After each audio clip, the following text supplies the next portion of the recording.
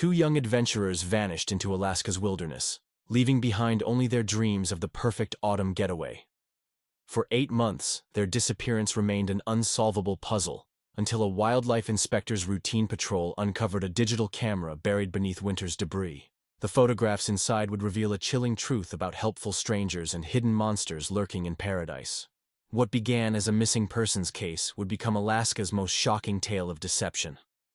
Before we continue with the story, tell us where you're watching from and how old you are, and subscribe to our channel to receive new stories every day that will thrill your heart. I hope you enjoy the story. The morning mist hung heavy over Elliott Bay as Liam Thompson carefully folded his weathered hiking boots into the worn duffel bag that had accompanied him on countless adventures. His calloused fingers traced the leather patches where mountain rocks had left their mark, each scuff a memory of trails conquered together with Chloe. Across their cramped Seattle apartment, Chloe Martinez stood before the bathroom mirror, braiding her chestnut hair with practiced efficiency, her green eyes bright with anticipation that seemed to illuminate the dim morning light filtering through their rain-streaked windows. The couple had spent months planning this Alaskan expedition, poring over topographical maps late into the night, their kitchen table transformed into a command center of guidebooks, weather reports, and gear catalogs. Liam's engineering mind reveled in the logistics, calculating distances and elevation gains with mathematical precision, while Chloe's artistic soul yearned for the untamed wilderness that promised to fill her photographer's eye with landscapes beyond imagination. Their savings account had been steadily drained to fund this dream, every coffee shop visit sacrificed, every dinner out replaced with home-cooked meals, all in service of this singular goal. The flight to Anchorage stretched endlessly before them, Chloe's fingers drumming nervously against the plastic armrest as she gazed through the small oval window at the patchwork of farmland, gradually giving way to increasingly rugged terrain.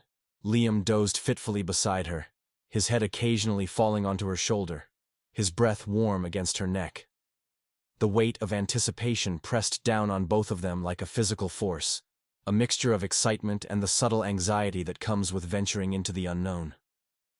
Seward greeted them with crisp October air that carried the salt tang of Resurrection Bay, mixed with the earthy scent of dying leaves. The rental car company's lot stretched out before them, a sea of identical white vehicles that would serve as their lifeline to civilization.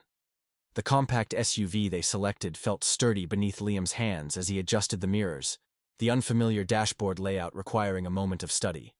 Chloe traced their planned route on the creased map with her index finger, the red ink marking their intended path through the Kenai Peninsula's wilderness like a promise written in blood.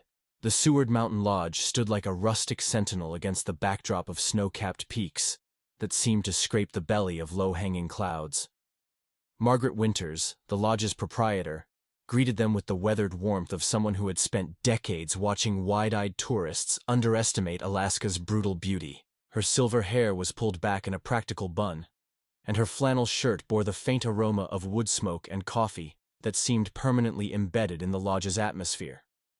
As she handed them their room key, her pale blue eyes lingered on their faces with the concerned assessment of someone who had seen too many unprepared adventurers venture into the wilderness with more enthusiasm than wisdom. Their room on the second floor overlooked the bay, where fishing boats bobbed like toys in a bathtub, their masts creating a forest of thin lines against the pewter sky. Chloe unpacked her camera equipment with reverent care, each lens cleaned and checked with the devotion of a priest preparing sacred instruments.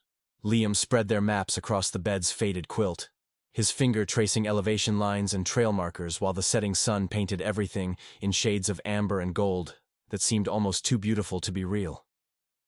The evening meal in the lodge's dining room was filled with the quiet conversation of fellow travelers, their voices mixing with the crackling of the massive stone fireplace that dominated one wall. Other guests shared tales of successful hikes and wildlife encounters, their animated gestures and bright eyes reflecting the intoxicating effect of Alaska's raw majesty.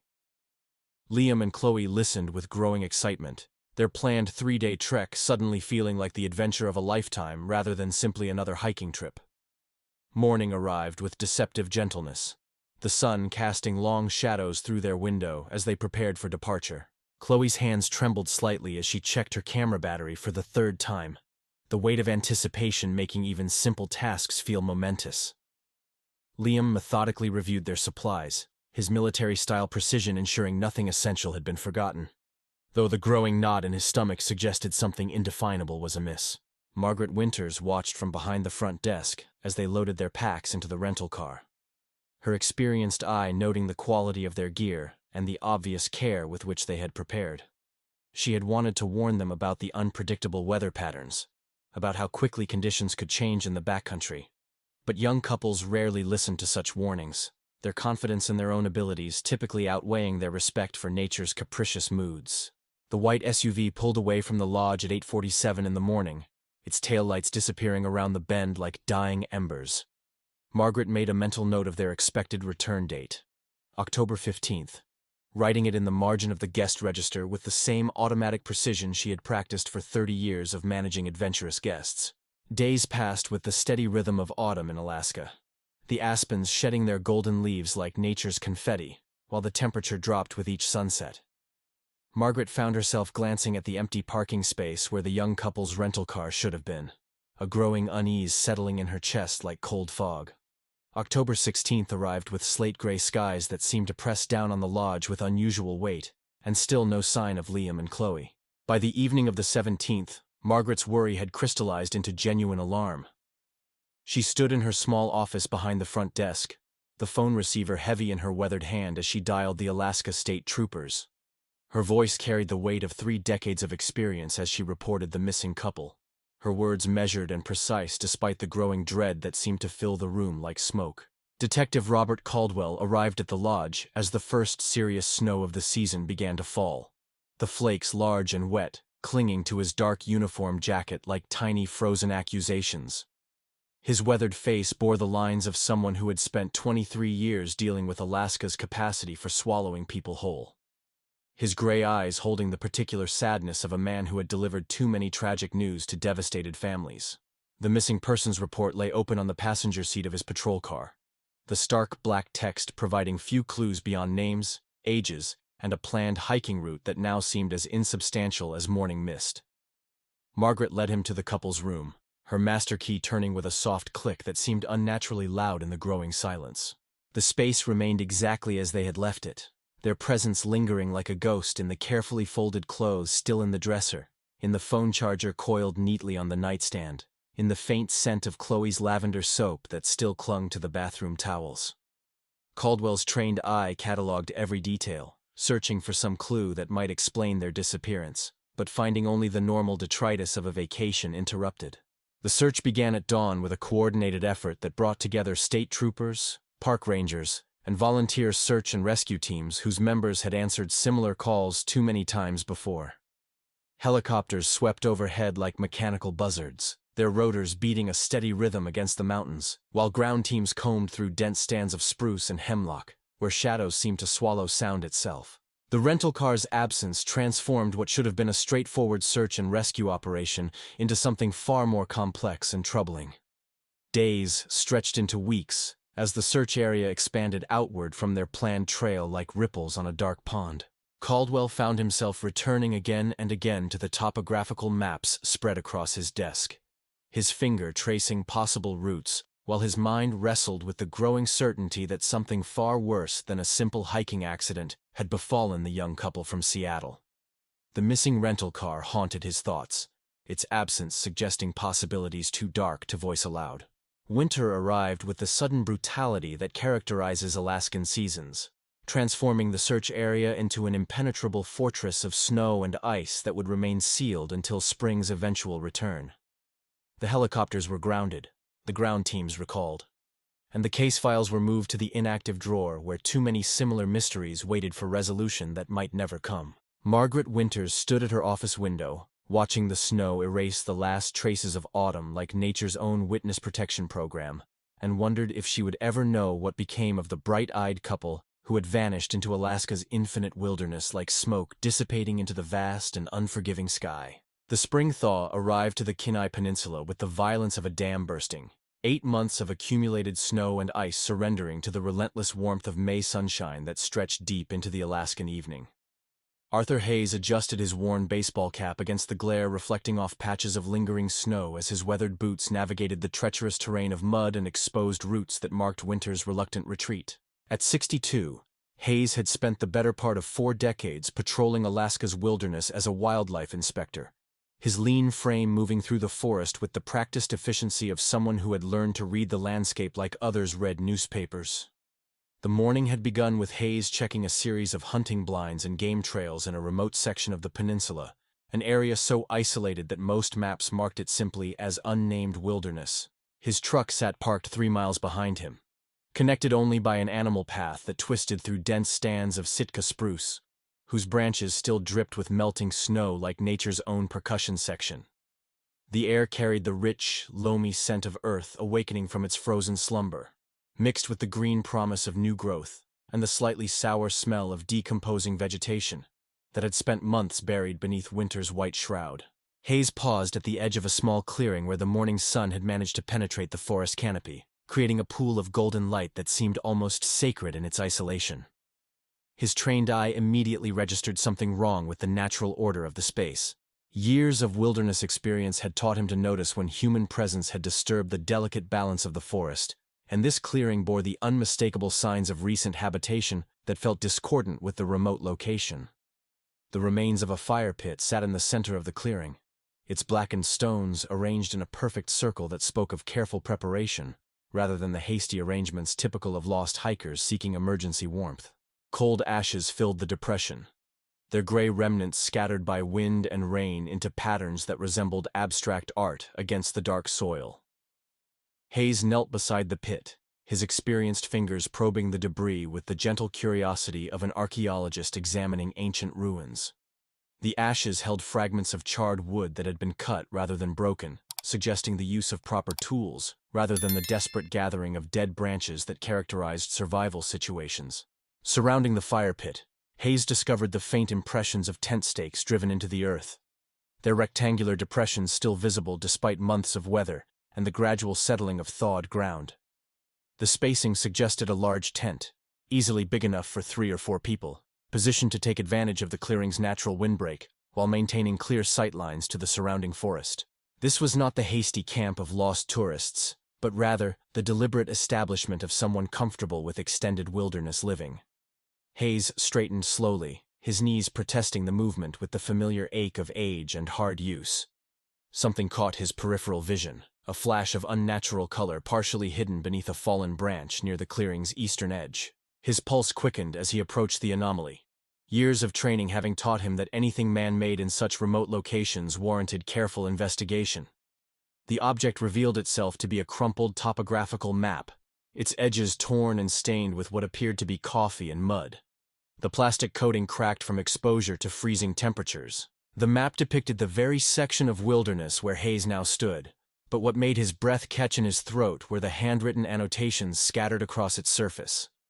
Red ink marked locations with cryptic notations that seemed to follow no logical pattern. Some marks indicated water sources that Hayes knew to exist, suggesting the annotator possessed intimate knowledge of the terrain. Other marks, however, pointed to locations that made no geographical sense, their purpose as mysterious as the identity of whoever had made them. Hayes spread the map carefully across a flat boulder, weighing down its corners with small stones, while he studied the markings more closely.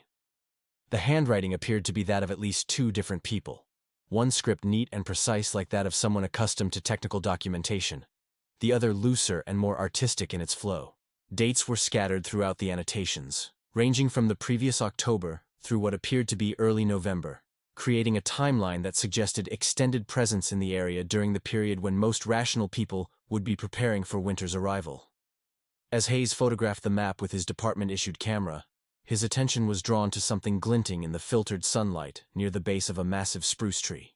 Half buried beneath a layer of decomposing pine needles and the detritus of winter storms lay a small digital camera, its silver case scratched and tarnished but apparently intact, despite months of exposure to Alaska's harsh elements. Hayes felt his pulse accelerate as he carefully extracted the device from its natural grave, recognizing immediately that he had stumbled upon evidence that could prove significant to some investigation. The camera felt substantial in his weathered hands, its weight suggesting quality construction and professional aspirations. The LCD screen bore a spiderweb of cracks, but the device appeared to have been protected from the worst of winter's assault by its position beneath the tree's natural shelter. Hayes turned the camera over in his palms, noting the manufacturer's label and model number, details he would later document in his incident report with the methodical precision that had defined his career. Something about the scene felt deliberately arranged rather than accidentally abandoned. The camera's position seemed too convenient, too easily discovered by someone with Hayes's experience and training. The map's placement near the extinguished fire pit suggested hasty departure rather than gradual abandonment, as if whoever had occupied this remote clearing had left suddenly and without the luxury of proper cleanup. Hayes felt the familiar tingle of intuition that had served him well throughout his career, a sixth sense that warned him when wildlife encounters might turn dangerous, or when seemingly routine patrols might yield unexpected discoveries. Hayes secured both the camera and map in evidence bags from his field kit, following protocols he had learned decades earlier, but rarely had occasion to implement in his wildlife enforcement duties. The weight of potential significance pressed down on him as he marked the GPS coordinates of the clearing with obsessive precision, understanding instinctively that this remote location might become the center of renewed investigative attention. His radio crackled to life as he prepared to leave, dispatch requesting his status with the routine efficiency that marked another ordinary day in the wilderness service. The drive back to his field station stretched endlessly before Hayes as his mind raced through possibilities and implications. The camera represented a mystery that demanded immediate attention, its potential contents holding answers to questions he had not yet learned to ask. Years of experience had taught him to trust his instincts when something felt wrong about a scene, and everything about the abandoned campsite had triggered alarms that he could not ignore. At the field station, Hayes powered up the digital camera with the careful attention of someone defusing a bomb, understanding that whatever images it contained might prove crucial to some unknown investigation. The cracked screen flickered to life, displaying a battery indicator that showed enough remaining power for basic operation. His thick fingers navigated the camera's menu system with growing excitement as he discovered that the device's memory card contained dozens of photographs spanning what appeared to be several days in October of the previous year. The first images showed typical tourist photography, scenic vistas and wildlife shots that could have been taken anywhere in Alaska during autumn. But as Hayes scrolled through the chronological sequence, the photographs began to tell a more complex story. Two young people appeared repeatedly in the images, a dark-haired man and a woman with striking green eyes, both displaying the kind of excitement and wonder typical of first-time visitors to Alaska's wilderness. They posed against magnificent backdrops of mountains and forests, their smiles bright with the joy of adventure and discovery. But it was the later photographs that caused Hayes's blood to run cold. The young couple appeared again, but now they were not alone. An older man stood between them in several shots, his weathered face partially obscured by a wide-brimmed hat and several days' worth of gray stubble. Something in his posture suggested discomfort with being photographed, his body language conveying the wariness of someone unaccustomed to social interaction. The background of these images matched the terrain Hayes had explored that morning, confirming that the abandoned campsite had indeed been occupied by at least 3 people during the previous autumn.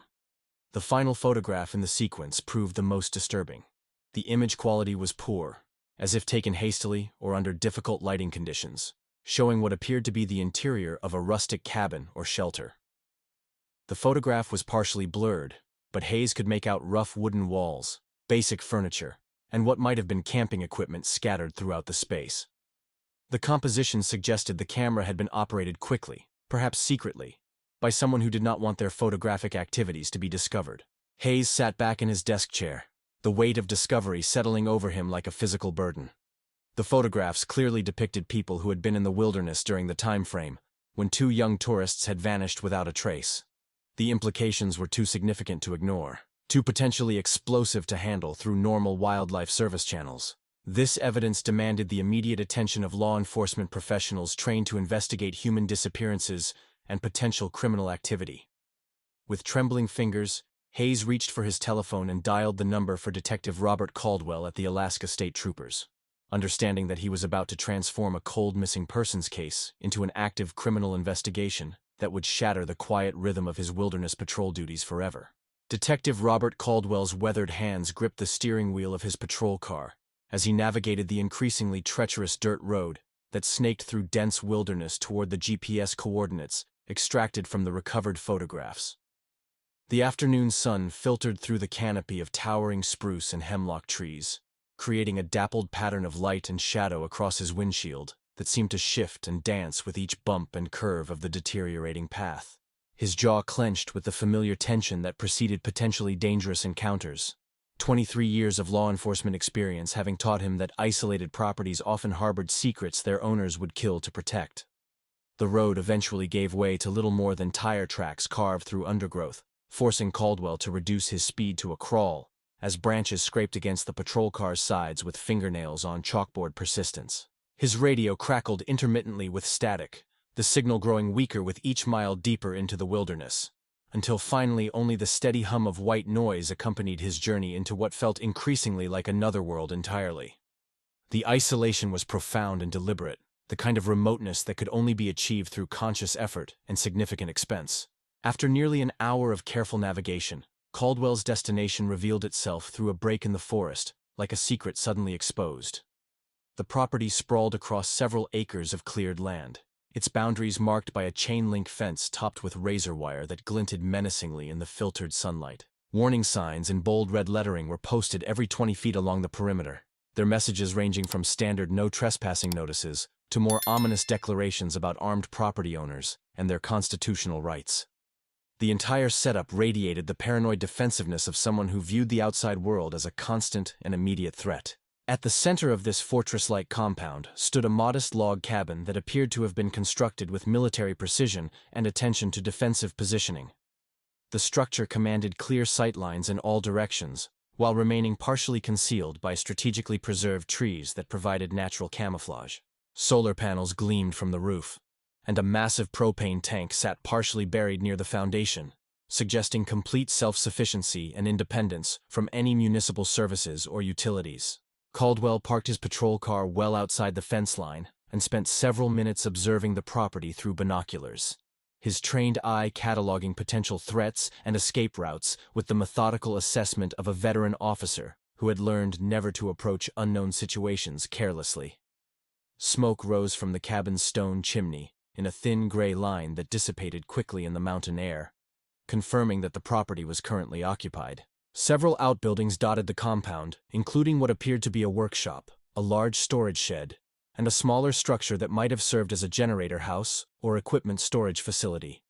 The background check on Caleb Shaw had painted a picture of a man shaped by military service and hardened by decades of increasing isolation from society.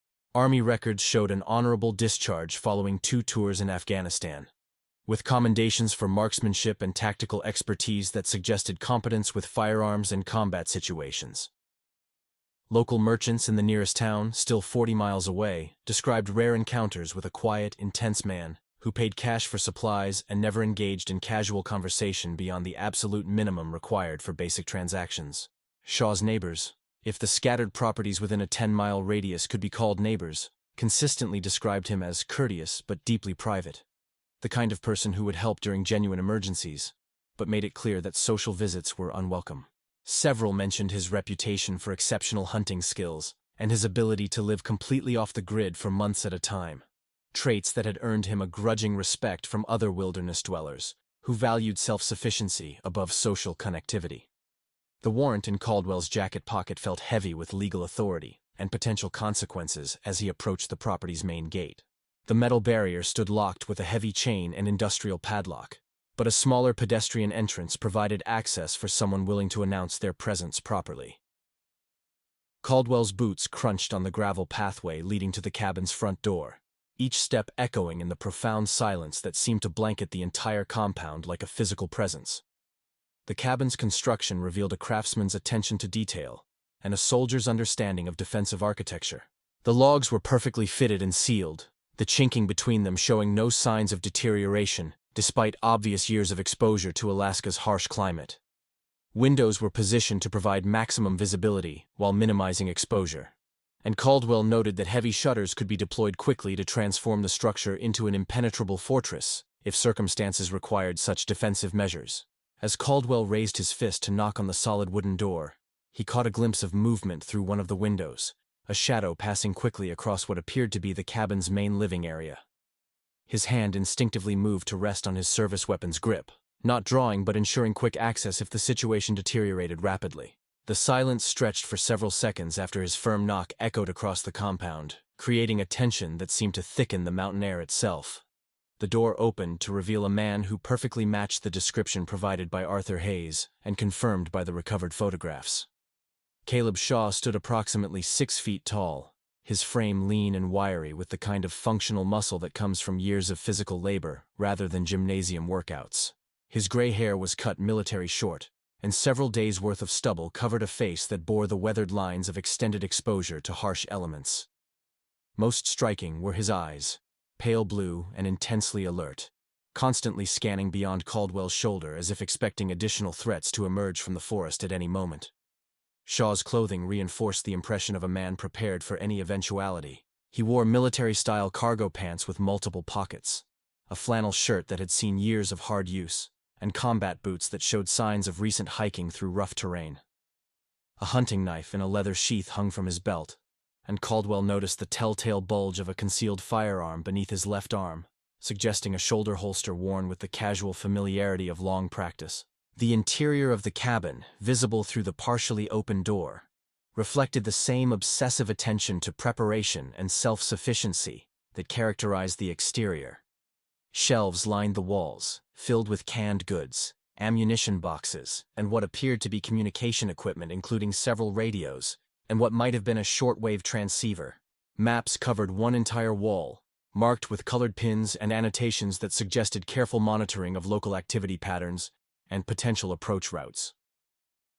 Caldwell presented the search warrant with the formal politeness that protocol demanded, though his peripheral vision remained constantly active, cataloging potential weapons and escape routes with the automatic assessment of an experienced officer. Shaw's reaction to the legal document was carefully controlled, his face revealing no emotion beyond a slight tightening around his eyes that suggested anger held firmly in check through supreme effort of will. The search team's arrival transformed the peaceful compound into a hive of methodical activity as officers spread throughout the property with the systematic thoroughness that characterized major criminal investigations. Evidence technicians photographed everything from multiple angles, while other officers began the painstaking process of examining every structure, every storage container, every possible hiding place that might contain evidence related to the missing couple's fate. Shaw stood near his front porch under the watchful supervision of 2 officers, his posture rigidly military despite the civilian clothes and remote location. His eyes followed every movement of the search team with the intensity of someone whose privacy had become the central organizing principle of his entire existence. Occasionally his hands would clench into fists, the only outward sign of the rage that Caldwell suspected was building like pressure in a sealed container behind that carefully controlled facade. The breakthrough came when Officer Janet Rodriguez approached the large storage shed that sat approximately 50 yards from the main cabin. The structure was secured with multiple locks and reinforced with additional metal sheeting that suggested contents requiring more protection than typical farm equipment or seasonal supplies.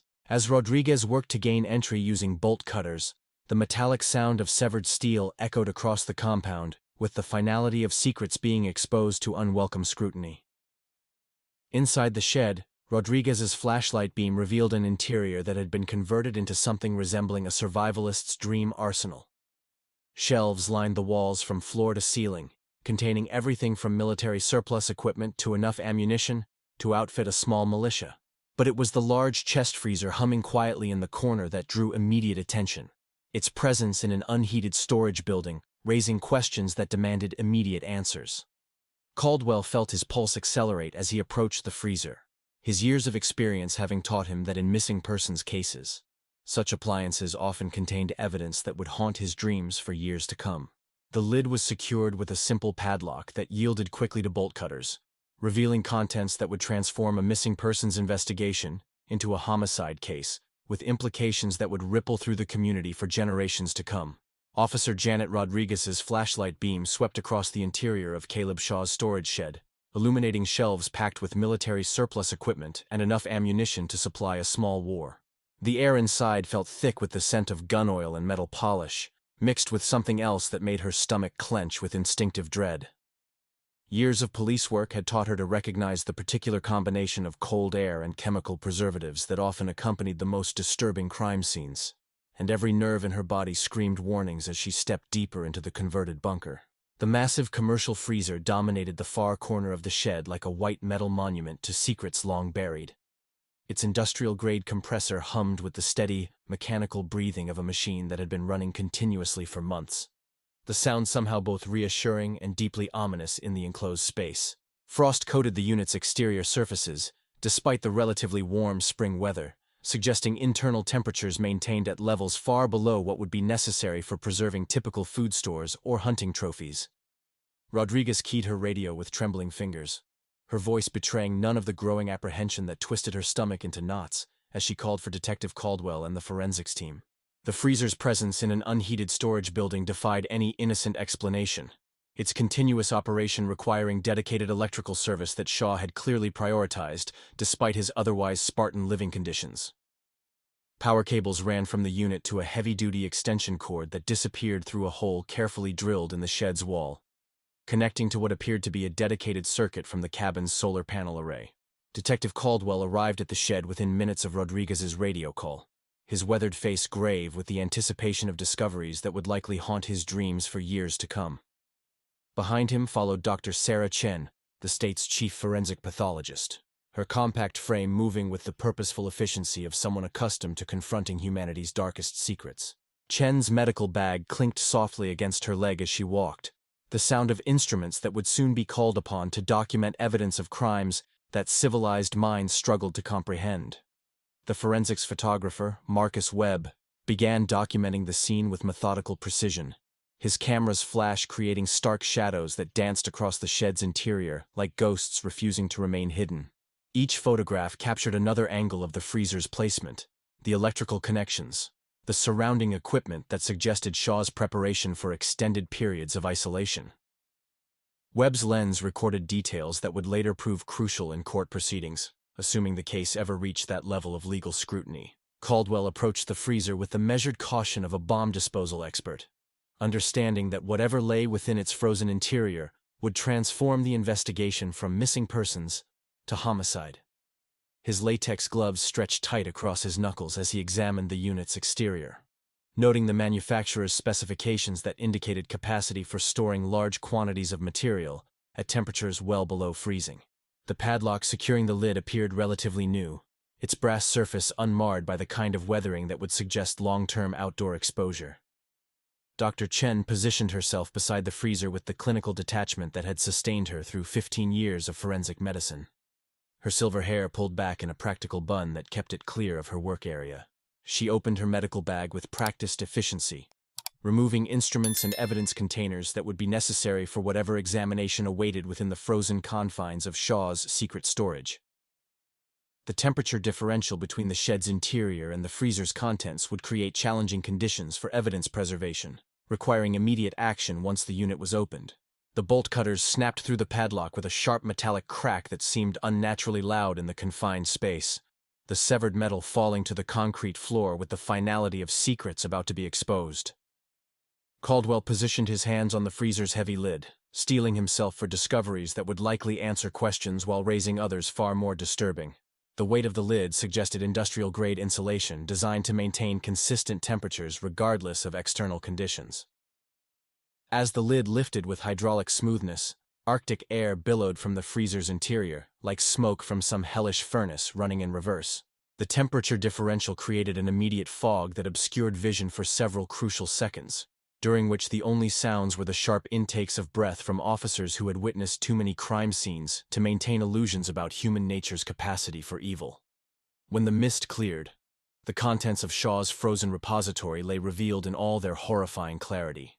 Liam Thompson's body lay curled in the fetal position that often characterized victims of hypothermia, but the wounds visible even through his frozen clothing told a different story entirely. The young engineer's face bore the peaceful expression of someone who had died quickly, perhaps too quickly to fully comprehend the violence being inflicted upon him. His outdoor jacket, the same bright blue garment visible in photographs from happier times, now bore dark stains that had frozen into permanent testament to the brutality of his final moments. Dr. Chen leaned over the freezer's edge with the professional composure that allowed forensic pathologists to function in situations that would shatter civilian sensibilities. her trained eye already cataloging the visible wounds and evidence markers that would guide her subsequent autopsy examination. 2 bullet holes were clearly visible in Liam's torso, their edges clean and precise, suggesting close-range discharge from a high-caliber weapon. The positioning of the wounds indicated shots fired from above, consistent with an execution-style killing rather than any kind of defensive struggle or accidental discharge. The preservation provided by Shaw's industrial freezer had maintained Liam's remains in a state that would allow for comprehensive forensic examination, including ballistics analysis that might link recovered bullets to specific weapons in Shaw's extensive arsenal. The cold had suspended decomposition so effectively that even subtle details like powder burns around the wound edges remained clearly visible, providing crucial evidence about the distance and angle of the fatal shots. Officer Rodriguez stepped back from the freezer as waves of nausea threatened to overwhelm her professional composure, her hand instinctively moving to cover her mouth against the surge of bile that accompanied the sight of deliberate violence preserved in frozen tableau. The clinical efficiency of Shaw's storage method suggested careful planning rather than panic disposal, indicating a level of premeditation that transformed the crime from possible manslaughter to calculated murder with malice aforethought. Webb's camera continued to flash as he documented every angle of the grisly discovery, his professional detachment allowing him to capture evidence that would prove crucial in eventual prosecution proceedings. The photographs would preserve details that human memory might forget or distort, creating a permanent record of Shaw's crimes that could withstand the scrutiny of defense attorneys and skeptical juries. Each image captured another piece of the puzzle that was slowly revealing the full scope of Shaw's brutality. The freezer's interior showed signs of having been modified specifically for its grim purpose, with additional insulation and temperature controls that went beyond standard commercial specifications.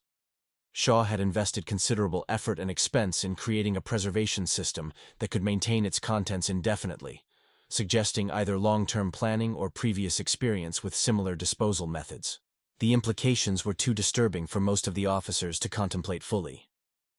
Dr. Chen began her preliminary examination with the gentle reverence that she accorded all victims, her gloved hands moving with practiced efficiency as she documented wound patterns, clothing condition, and other evidence markers that would guide her subsequent autopsy procedures. The frozen state of the remains would require careful thawing protocols to prevent evidence degradation, a process that could take several days under controlled laboratory conditions. As the initial shock of discovery began to fade, replaced by the grim determination that drove professional investigators, Caldwell found his thoughts turning inevitably to Chloe Martinez. If Shaw had preserved Liam's body with such mechanical efficiency, what had become of the young woman whose bright smile had illuminated so many of the recovered photographs? The silence that surrounded her fate felt more ominous than any direct threat, suggesting possibilities too dark for even experienced officers to voice aloud.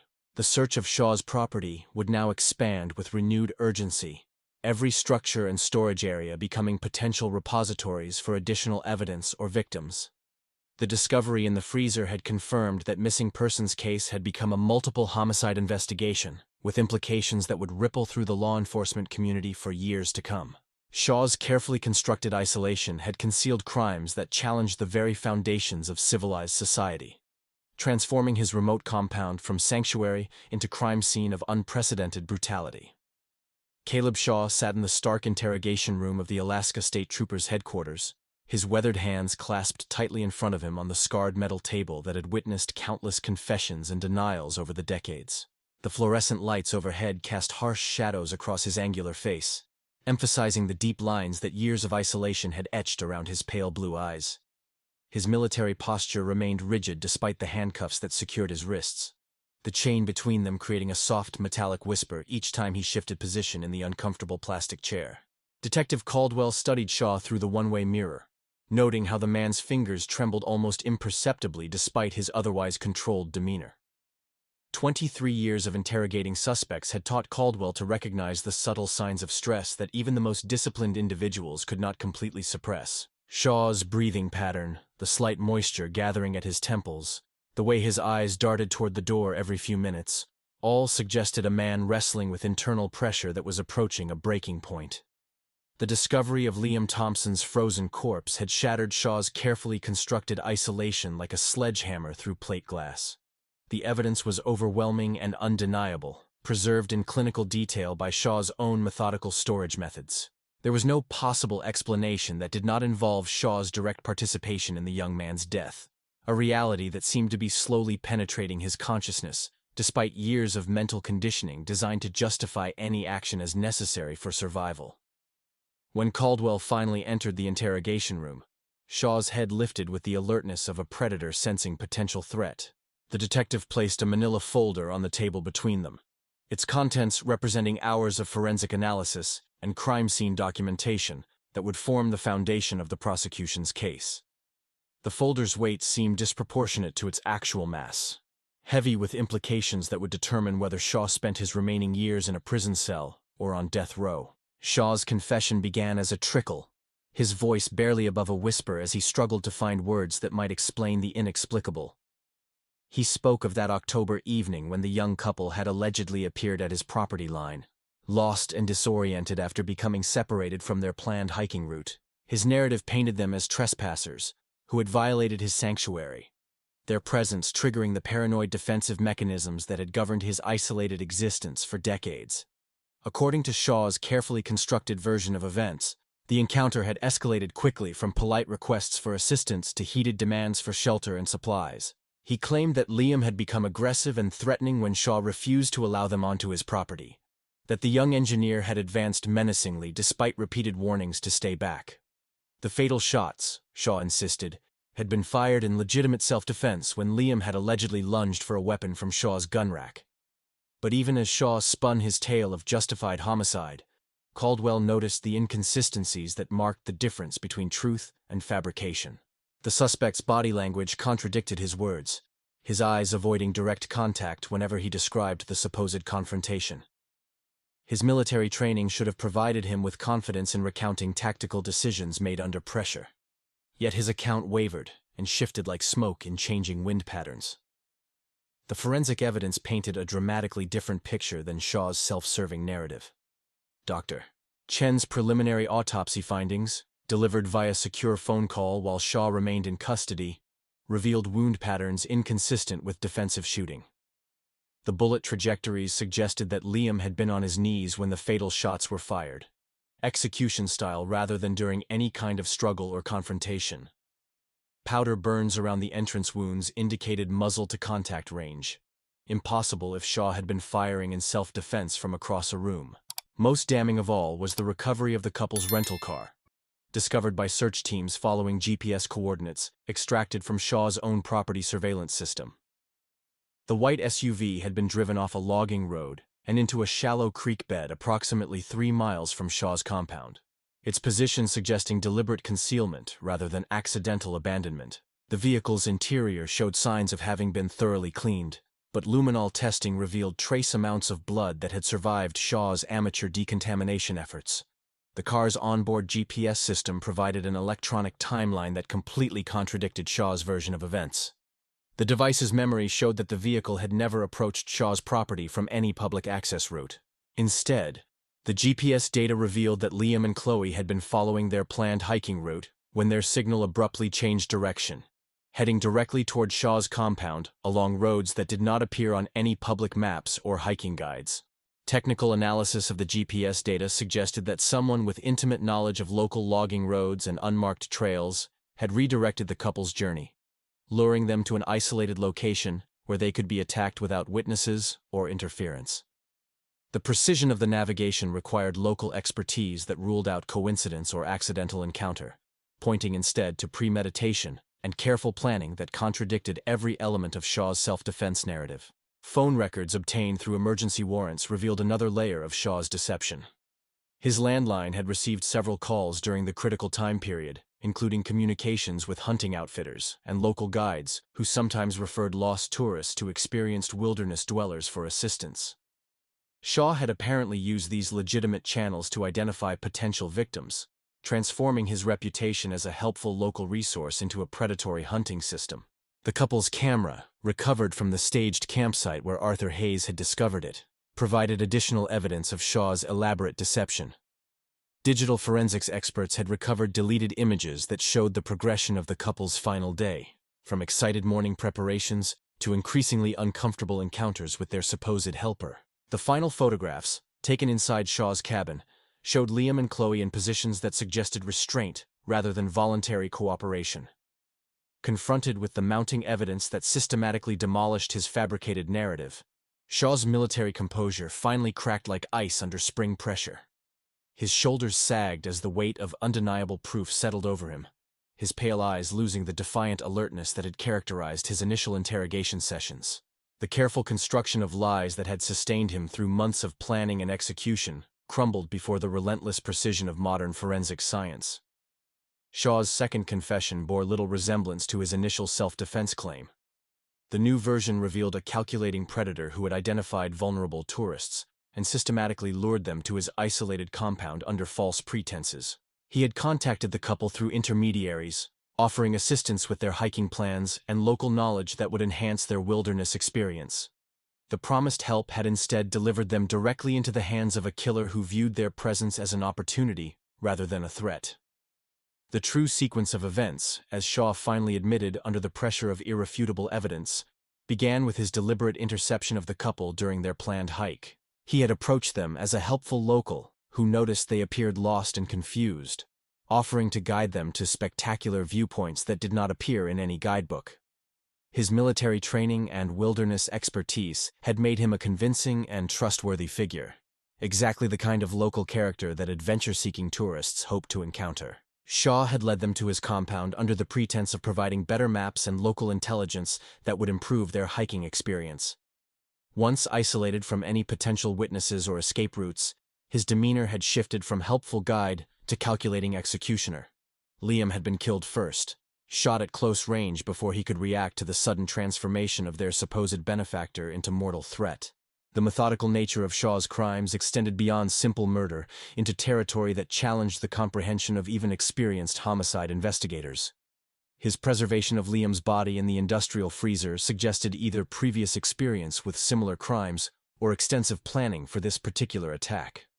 The efficiency of his disposal methods indicated someone who had considered every aspect of concealing his actions from law enforcement scrutiny.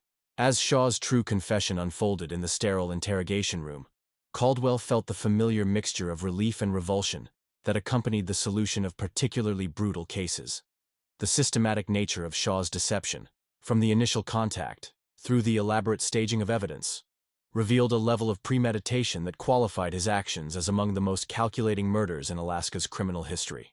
But even as Shaw's admissions answered crucial questions about Liam's fate, they raised even more disturbing inquiries about Chloe Martinez. Shaw's references to the young woman remained vague and evasive, his military training apparently reasserting itself whenever the interrogation approached topics he considered too sensitive for disclosure. The implications of his selective honesty suggested secrets that might prove even more horrifying than the crimes he had already confessed. Detective Caldwell's jaw tightened as he stared across the interrogation table at Caleb Shaw, whose carefully constructed lies had finally crumbled under the weight of irrefutable forensic evidence. The fluorescent lights hummed overhead with mechanical persistence, their harsh illumination casting deep shadows under Shaw's hollow cheeks and making his pale eyes appear almost translucent in their exhaustion. Hours of systematic questioning had stripped away the man's military composure like layers of paint peeling from weathered wood, revealing the desperate paranoia that had driven him to commit acts of unthinkable brutality. Shaw's hands trembled almost imperceptibly as he reached for the paper cup of cold coffee that sat between them on the scarred metal table, his fingers wrapping around the cheap cardboard with the desperate grip of someone clinging to the last vestiges of normalcy. The confession he had just completed hung in the air like smoke, its implications poisoning the sterile atmosphere of the interrogation room with the weight of premeditated murder and calculated deception that had shocked even veteran investigators. But Caldwell knew that Shaw's admission regarding Liam's execution-style murder was only part of the horrific truth that needed to be extracted from this broken man. The detective's weathered face remained impassive despite the rage that burned in his chest like acid. 23 years of law enforcement experience having taught him that emotional displays rarely produced the kind of complete confessions that brought justice to victims and closure to their families. Chloe Martinez remained missing, her fate unknown, but undoubtedly connected to the systematic brutality that Shaw had already demonstrated. The silence stretched between them like a physical barrier, broken only by the steady ticking of the wall clock that marked the passage of time with relentless precision. Shaw's military training had prepared him for psychological pressure and interrogation techniques, But months of isolation combined with the stress of concealing multiple murders had eroded his resistance like water wearing a waystone. His breathing had become shallow and rapid, the kind of hyperventilation pattern that suggested an impending psychological collapse. Caldwell finally broke the silence with calculated precision, his voice carrying the quiet authority that had compelled countless confessions over the decades. He spoke Chloe's name with deliberate emphasis, watching Shaw's reaction like a scientist observing a critical experiment. The effect was immediate and dramatic, Shaw's entire body flinching as if he had been struck by an electrical current, his pale eyes darting toward the door with the desperate instinct of a trapped animal seeking escape from inevitable consequences. The detective pressed his advantage with methodical persistence, describing the young woman's bright smile from the recovered photographs, her evident love for the wilderness adventure that had brought her to Alaska, the desperate worry of parents who had spent 8 months wondering about their daughter's fate. Each word seemed to land on Shaw like a physical blow, his shoulders sagging further with every detail that emphasized Chloe's humanity and the devastating impact of his crimes on innocent lives. Shaw's resistance finally shattered completely, his confession emerging in broken fragments that painted a picture of sustained horror that challenged the comprehension of even experienced homicide investigators. He spoke of keeping Chloe alive after Liam's murder, his paranoid delusions convincing him that she represented some kind of ongoing threat that required careful monitoring and eventual elimination. The cold calculation of his actions suggested a level of premeditation that transformed random violence into something far more sinister and deliberate. The journey to Shaw's compound felt like a descent into hell for the assembled law enforcement team, their vehicles navigating the familiar dirt roads with the grim determination of soldiers approaching a battlefield where they knew they would encounter horrors that would haunt their dreams for years to come. Shaw sat in the back seat of Caldwell's patrol car, his wrists secured with handcuffs that clinked softly with each bump and curve of the deteriorating road, his pale eyes staring out at the wilderness that had been his sanctuary and was now becoming his prison. The outbuilding that Shaw finally indicated stood approximately 200 yards from the main cabin, partially concealed by a grove of aspen trees, whose golden autumn leaves had long since fallen to create a carpet of decay that rustled underfoot with each step of the approaching investigators. The structure appeared unremarkable from the outside, a simple wooden shed that might have housed farm equipment or seasonal supplies, its weathered siding blending seamlessly with the surrounding forest in a camouflage that spoke of deliberate concealment. Officer Janet Rodriguez approached the building with her service weapon drawn, her years of training having prepared her for dangerous situations, but not for the kind of systematic brutality that Shaw's previous confessions had revealed. The padlock securing the shed's door yielded quickly to bolt cutters, the severed metal falling to the ground with a finality that seemed to echo across the entire compound like a death knell for secrets that could no longer remain hidden. The interior of the shed revealed Shaw's transformation of a simple storage building into something resembling a primitive prison cell, complete with restraints and minimal furnishings that spoke of prolonged captivity rather than quick disposal. The air inside felt thick with the scent of fear and desperation, an almost tangible atmosphere of suffering that made several officers step back from the doorway with involuntary revulsion that overcame their professional training. Dr. Sarah Chen moved through the confined space with the clinical detachment that had sustained her through 15 years of forensic pathology, her trained eye cataloging evidence markers that would later prove crucial in establishing the timeline and circumstances of Chloe's final weeks. The forensic photographer's camera flashed repeatedly as he documented the scene from multiple angles, each image capturing another piece of the puzzle that would eventually reveal the full scope of Shaw's systematic brutality. In the far corner of the shed, partially concealed beneath a tarp that had once been military green but was now stained with substances that defied easy identification, they found what remained of Chloe Martinez. The young woman's body bore the evidence of prolonged captivity and abuse, her photographer's hands that had once captured the beauty of wilderness landscapes, now reduced to skeletal remains that spoke of suffering beyond comprehension. The positioning of Chloe's remains suggested that she had been kept alive for an extended period following Liam's murder, Shaw's paranoid delusions apparently requiring ongoing confirmation that she posed no threat to his isolated existence. The implications of her prolonged captivity painted a picture of systematic torture that transformed Shaw from a simple murderer into something far more monstrous, a predator who had used his wilderness skills and military training to create a private hell for innocent victims. Detective Caldwell stood at the threshold of the makeshift prison, his weathered face bearing an expression of controlled rage that had been building throughout the investigation. The discovery answered the final questions about Chloe's fate while raising new concerns about Shaw's potential involvement in other disappearances that had occurred in the region over the years. The methodical nature of his crimes suggested experience and practice that might extend far beyond this single horrific incident. Dr. Chen began her preliminary examination with the gentle reverence that she accorded all victims, her gloved hands moving with practiced efficiency despite the challenging conditions presented by the crude storage methods Shaw had employed. The forensic evidence would require careful analysis to establish exact timelines and causes of death, but the overall pattern of abuse was immediately apparent to anyone with experience in violent crime investigation. The recovery operation stretched into the evening hours as forensic technicians methodically documented and collected every piece of evidence that might prove relevant to the prosecution's case. Shaw sat in the patrol car throughout the process, his pale eyes staring fixedly at the shed where his crimes were being exposed to official scrutiny, his military bearing finally collapsing completely under the weight of consequences that could no longer be avoided or explained away. As darkness fell across the compound, portable lighting units transformed the crime scene into a harsh tableau of professional investigation, their brilliant illumination creating stark shadows that seemed to emphasize the contrast between Shaw's carefully maintained isolation and the brutal reality of his actions. The generator's steady hum provided a mechanical counterpoint to the quiet conversations of investigators who were struggling to process the full implications of what they had discovered. The notification process that would inform Chloe's parents of their daughter's fate weighed heavily on Caldwell's mind as he supervised the evidence collection. Understanding that his phone call would finally answer questions that had tormented the Martinez family for 8 months, while simultaneously destroying any remaining hope that their daughter might still be alive. The words he would need to speak felt inadequate to convey the brutality of her death or the systematic nature of Shaw's crimes. Shaw's compound had revealed itself to be not a sanctuary from civilization, but rather a carefully constructed hell, where paranoia and isolation had metastasized into something that challenged the very foundations of human decency.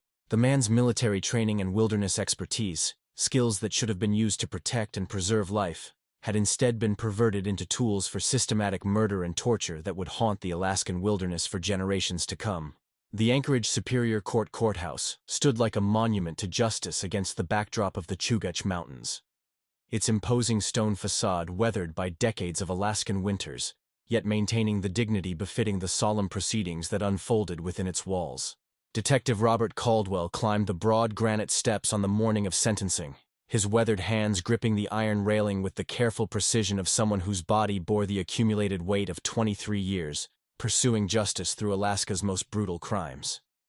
The mountain air carried the crisp promise of autumn, a seasonal transition that seemed to mirror the conclusion of a case that had consumed 18 months of his professional life. Inside the courthouse, the gallery filled with faces that told the story of lives forever altered by Caleb Shaw's descent into murderous paranoia. David and Maria Thompson sat in the front row, their once proud shoulders now permanently bowed by grief that had aged them decades in the span of less than 2 years. David's calloused engineer's hands, so similar to those his son had inherited, trembled slightly as he clutched a worn photograph of Liam taken during happier times, before Alaska's wilderness had transformed from adventure into nightmare. Across the aisle, Elena and Roberto Martinez held each other with the desperate intensity of parents who had lost their only child, their eyes red-rimmed from months of tears that seemed to have no end. Elena's fingers traced the silver pendant that held Chloe's photograph, the same bright smile that had illuminated their Seattle home now serving as a painful reminder of dreams that would never be fulfilled. The couple had traveled from their modest home in Ballard, leaving behind the photography studio that Chloe had planned to inherit, its darkroom now standing as a shrine to artistic vision that would never reach its full flowering.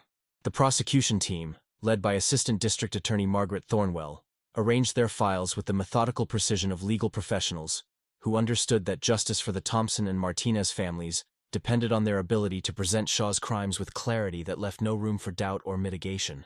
Thornwell's silver hair was pulled back in a severe bun that emphasized the sharp intelligence in her gray eyes, 20 years of prosecutorial experience having taught her that the most heinous crimes often required the most restrained presentation to achieve maximum impact on judge and jury. Shaw himself sat at the defendant's table like a broken marionette, his military bearing having collapsed completely under the weight of evidence that had systematically demolished every aspect of his self-justifying delusions. The orange jumpsuit of the Anchorage Correctional Complex hung loosely on his frame, months of incarceration having stripped away the lean muscle that years of wilderness living had built. His pale blue eyes, once alert with predatory intelligence, now held the vacant stare of someone whose internal landscape had been stripped as bare as his mountain compound after the forensic teams had finished their work. Defense attorney Jonathan Masters sat beside his client with the resigned professionalism of someone who understood that his role was not to secure acquittal, but rather to ensure that legal procedures were followed with sufficient precision to prevent appeals based on procedural errors. Masters had spent countless hours interviewing Shaw, attempting to construct some narrative of mental illness or military trauma that might explain the systematic brutality of his crimes. But the defendant's calculated planning and methodical execution had made such defenses impossible to sustain credibly. Judge Patricia Hawthorne presided over the proceedings with the grave dignity that befitted someone who had spent 15 years on the bench witnessing humanity's capacity for both justice and depravity. Her black robes seemed to absorb the morning light streaming through the courthouse's tall windows, creating an aura of judicial authority that commanded respect from every person present in the crowded courtroom. The silver gavel beside her right hand represented the power to impose consequences that would resonate far beyond Shaw's individual fate. The reading of the charges filled the courtroom with legal terminology that somehow seemed inadequate to capture the human suffering that Shaw's actions had inflicted on two innocent families. 2 counts of murder in the first degree, aggravated kidnapping, tampering with physical evidence, and a litany of lesser charges that collectively painted a portrait of systematic violence that had shocked even veteran law enforcement professionals. Each count carried the weight of lives destroyed and futures stolen, legal abstractions that represented very real human anguish. Shaw's guilty plea had eliminated the need for a trial that would have subjected the victims' families to months of graphic testimony and crime scene photographs, but it could not spare them from the impact statements that allowed them to address their daughter's and son's killer directly. David Thompson rose from his seat with movements that betrayed the arthritis that grief had seemed to accelerate, his voice cracking as he spoke of Liam's childhood dreams of exploring Alaska's wilderness, dreams that Shaw had perverted into instruments of his own paranoid destruction. Elena Martinez followed with testimony that reduced hardened court officers to tears, her soft voice describing Chloe's artistic vision and her daughter's belief that photography could capture the inherent beauty in even the most challenging landscapes. The cruel irony that Chloe's final photographs had become evidence in her own murder case seemed to epitomize the way Shaw's crimes had corrupted even the most innocent aspirations into tools of investigation and prosecution. The forensic evidence presented during the sentencing phase created a clinical timeline of Shaw's systematic planning and execution that contrasted starkly with the human warmth of the family testimonies. Dr. Sarah Chen's autopsy reports detailed the physical trauma inflicted on both victims with medical precision that somehow made the violence seem even more horrific than emotional descriptions might have achieved. The photographs of Shaw's compound, transformed by forensic investigation into a mapped constellation of evidence markers, showed how he had perverted his wilderness sanctuary into a carefully designed killing ground. Shaw's own statement, when Judge Hawthorne finally called upon him to address the court, consisted of little more than mumbled acknowledgments that his actions had caused harm, delivered in a monotone voice that suggested complete disconnection from the enormity of his crimes. His military training had apparently included techniques for emotional compartmentalization that allowed him to function even while confronting the consequences of acts that would have shattered civilian psychology completely. The sentencing itself unfolded with ceremonial gravity that seemed to invest Judge Hawthorne's words with weight beyond their legal implications. 2 consecutive life sentences without possibility of parole ensured that Shaw would spend his remaining years in the concrete confines of a maximum security facility, his carefully constructed isolation now imposed by the state rather than chosen as protection from imagined threats. The gavel's final strike echoed through the courtroom with the finality of justice delivered, though everyone present understood that no legal proceeding could truly balance the scales disturbed by Shaw's systematic brutality. Outside the courthouse, Detective Caldwell stood on the granite steps breathing mountain air that seemed somehow cleaner, now that Shaw's fate had been sealed by judicial process. The case files that had consumed his professional attention for 18 months would soon be archived, But the memories of Shaw's compound and the evidence recovered there would remain with him for the rest of his career. The successful prosecution represented a victory for law enforcement procedure, but the human cost had been too high to allow any sense of celebration or triumph. The media attention that had surrounded the case gradually faded as other stories captured public interest, but the impact on Alaska's wilderness tourism proved more lasting. Guide services began implementing new safety protocols, and the State Tourism Board found itself addressing questions about remote area security that had never been necessary before. Shaw's crimes had demonstrated how isolation could be weaponized by predatory individuals. The wilderness that had attracted Liam and Chloe with its promise of adventure would forever be associated with the systematic violence that had ended their young lives.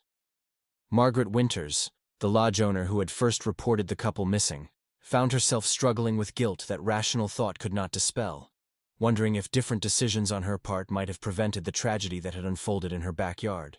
The guest registry that had once represented cheerful documentation of wilderness adventures now served as a reminder that hospitality industry professionals bore unexpected responsibilities for their guests' safety in ways that extended far beyond conventional liability concerns. Shaw's compound was eventually demolished by court order, the structures that had sheltered his crimes reduced to rubble that was scattered across the wilderness like the remnants of some ancient catastrophe. The land itself was donated to the state park system, though officials quietly acknowledged that it would be decades before the location could be developed for recreational use, without invoking memories of the horrors that had occurred there. The case became required reading at law enforcement academies across the country, its combination of systematic planning, wilderness isolation, and forensic complexity providing lessons that would influence criminal investigation techniques for years to come. Shaw's military background and survival skills had created challenges that forced police departments to reconsider their approaches to rural crime scenes and missing persons cases in remote locations. But beyond the professional and legal implications, the story of Liam Thompson and Chloe Martinez served as a haunting reminder that evil could flourish in the most beautiful settings, that the human capacity for violence could corrupt even the most pristine wilderness into scenes of unthinkable brutality. Their photographs, once symbols of youthful adventure and artistic vision, had become evidence in a case that would forever link their names to discussions of criminal psychology and the dangers that could lurk behind the facade of helpful strangers in remote locations. Before we continue with the story, tell us where you're watching from and how old you are, and subscribe to our channel to receive new stories every day that will thrill your heart. I hope you enjoy the story.